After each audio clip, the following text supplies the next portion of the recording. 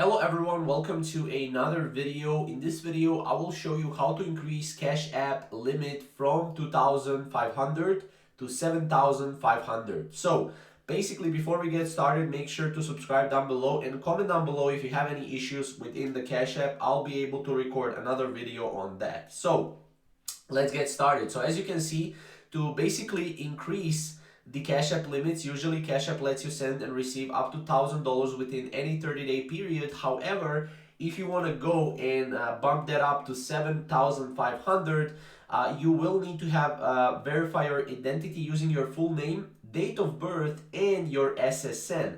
Then you will have higher limits. As you can see right here as well, if you go through a verification process, your account can be upgraded to send a limit of 7,500 per week and unlimited receiving limit. Increasing your Cash App limit requires you to submit your full legal name. So you need a full legal name, you need the last four numbers of your social security number, and then you need a date of birth. That's what you need. Once you submit this, once you verify your Cash App, you will be able to go and increase the limits. However, if you still haven't increased the limits after you submit all of this, what I would suggest is to go on the Cash App support on Twitter.